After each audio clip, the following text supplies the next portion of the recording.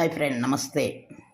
నేను ఈరోజు ఈ పళ్ళు రకాలన్నీ ఎందుకు చూపెడుతున్నానంటే, ఇవి ఖచ్చితంగా ఈ కాలంలో తినవలసిన నేరేడు పళ్ళు, అల్లం నేరేడు పళ్ళు. ఇవి ఈ కాలంలోనే వస్తాయి. ఆషాఢ మాసంలో ఖచ్చితంగా 1-2 సార్లు తినండి. మరీ ఎక్కువ తినేయకూడదు. తలంటుకున్నప్పుడు అస్సలు తినకూడదు. మామూలప్పుడు చక్కగా తినొచ్చు. వేరే ఉందని చెప్పి ఇవి తింటున్నాను ఎక్కువ. ఇవి మా అబ్బాయి పంపాడని ముందే చెప్పాను కదా. మామిడి పళ్ళు మామూలువన్నీ పోయి వచ్చాయండి. మరి దేవుడి నైవేద్యానికి ఇదైనా పెట్టాలని చెప్పి తీసుకున్నాను. బంగిని పళ్ళు అయితే రాలేదు. ఈ పళ్ళు వచ్చాయి. ఇవి కూడా మామిడి పళ్ళే, కానీ మా బంగిని పిల్ల అంత రుచిగా ఉండవు.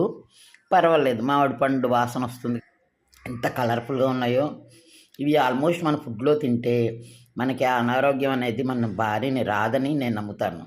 అందుకే నేను ఆల్మోస్ట్ దోస, టమాటా, అన్నిటికన్నా ముఖ్యమైనది ఏంటంటే, మా ఫ్రెండు ఎవరో తీసుకొచ్చారని చెప్పి నీకు పంపిస్తున్నాను, ఇవి ఏం చేయాలో నాకు తెలియదు అని చెప్పిందనమాట. అవే ఇవి. చూశారు కదా ఎంత బాగున్నాయో. ఈ పళ్ళైతే ఆవకాయ పెట్టచ్చు, పెసరపప్పులో వేసుకోవచ్చు, కొబ్బరితో పచ్చడి చేయొచ్చు, నూపప్పుతో పచ్చడి చేయొచ్చు. ఇది మీ అందరికీ ఒక విన్నపం ఏంటంటే, నేను ఈ మధ్య రావట్లేదు, ముఖం చూపెట్టలేదు, వీడియోలు చెయ్యట్లేదు అనుకుంటున్నారు. నేను ఉండే పరిస్థితుల్లో కొన్నాళ్ళు నేను ఎవ్వరికీ నా మొహం చూపెట్టకూడదు అని నేను ఒక దుఃఖంలో ఉన్నాను. కాబట్టి ఈ ఏడాది అంతా చూపెట్టకూడదు అనుకున్నాను. అంటే నాకైతే యూట్యూబ్ నుంచి చాలా నేర్చుకున్నాను కాబట్టి యూట్యూబ్ను వదలాలని లేదు. అంతే, మంచి అన్నీ ఎంత ఉన్నాయో చెడు అంత ఉండొచ్చు, కానీ మంచినే మనం తీసుకోవాలి.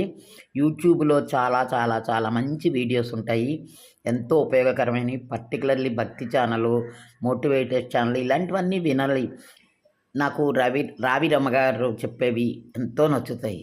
అలాగే శారదా చౌదరి గారు ఆడవాళ్ళ గురించి చెప్పే మాటలు కూడా చాలా నచ్చుతాయి అన్నమాట. ఆవిడవి అలా చూస్తూ ఉండిపోతాను. మీ అందరికీ తెలుసు, నేను చాలా ఓల్డ్ అని, రిటైర్ అయిపోయానని, ఇంట్లో కూర్చున్నానని, ఏదో టైంపాస్ కోసం నేను వీడియోలు పెడుతున్నానని. కానీ నా టైం అంతా నేను సద్వినియోగం చేసుకోవాలని నేను కోరుకుంటూ ఉంటాను. ఆ విధంగా ఈ మధ్యకాలంలో ఏమైంది, ఒక ఫ్రెండ్ రిక్వెస్ట్ మీద ఒక చిన్న పార్ట్ టైము పిల్లలతో గడపడానికి వెళ్ళి వాళ్ళతోటి కాస్త వాళ్ళకి చెస్ అని, అబాకస్ అని ఇట్లాంటివన్నీ నేర్పించాలని నేను వెళ్ళాను. నేను వెళ్ళింది 9 గంటల నుంచి 1 గంట వరకు అనమాట. కానీ నాకు వచ్చిన కామెంట్ చూస్తే తల తిరిగిపోయిందనమాట. ఇలాంటి కామెంట్స్ మా చుట్టూ వాళ్ళు పెడతారని నాకు నమ్మకం. ఎందుకంటే నన్ను చూసేది వాళ్ళేను. వాళ్ళు నన్ను ఎంత పిచ్చి పిచ్చి కామెంట్స్ పెట్టి నన్ను నిరుత్సాహపరిచారో నేను చెప్పలేనండి. బయటికి మనం ఎంత నిండుగా కనబడి వెళ్ళినా కూడా జనం మన మీదే దృష్టి పెట్టుకుంటారనమాట. వాళ్ళకి వేరే పని ఉండదు, ఏం చెయ్యాలో తెలీదు. మనలాగా టైం సద్వినియోగం చేసుకోవడం వాళ్ళకి రాదు. నేను ఎవరికీ హాని చెయ్యట్లేదు కదా, నా పని నేను చేసుకుని వెళ్తున్నాను. వాళ్ళందరూ నన్ను చూసి కామెంట్లు పెట్టవలసిన పరిస్థితి వాళ్ళకేమొచ్చింది?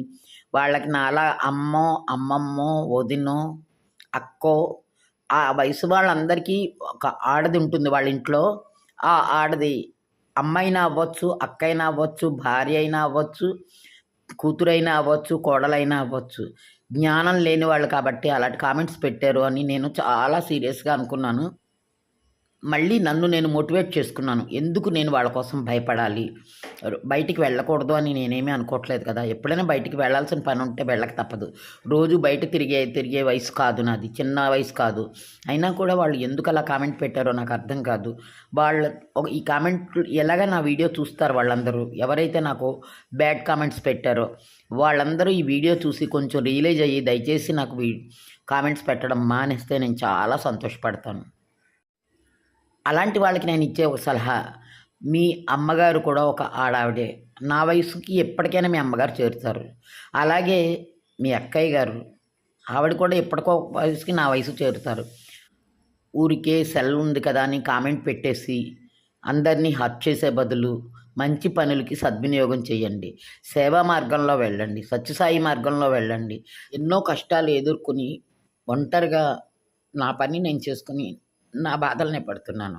ఈ టైంలోని ప్రతి వాళ్ళు ఏదో ఒకటంటే ఎంత మనసుకి నొచ్చుకుంటుందంటే, కానీ నేను అనుకునేది ఏంటంటే, వాళ్ళు అసలు మనుషులే కాదు. కామెంట్లు ఇలా బ్యాడ్ కామెంట్లు పెట్టిన వాళ్ళు మనుషులు కాదు. ఆహార నిద్ర భయమైదునంచ సమానమమే పశుభిం నారాయణం ధర్మోహితేషో మధికో విశేషో ధర్మేణ హీనం పశుభిం సమానం. దానికి తాత్పర్యం ఏంటంటే ఆహారం, నిద్ర, భయం, మైథునం, మానవులకి పశువులకి కూడా సమానమే. కానీ ధర్మవర్తనమే మానవునికి విశేష గుణము. ధర్మం లేనివాడు పశువుతో సమానము అని అర్థం. కనుక ఇక నుంచి అయినా నాకు బ్యాడ్ కామెంట్లు పెట్టకుండా ఇష్టమైతే ఎంకరేజ్ చేయండి, లేకపోతే ఫిట్గా ఉండిపోండి. అంతేకాని నా మీద కామెంట్స్ పెట్టి నేను బయటికి వెళ్ళినప్పుడల్లా వేరే బ్యాడ్ కామెంట్స్ పెట్టి నన్ను హింసించకండి. Thank you. మీరు కూడా చూస్తున్నారు, మీ అందరూ చూస్తారని తెలుసు. దయచేసి బ్యాడ్ కామెంట్స్ పెట్టకండి.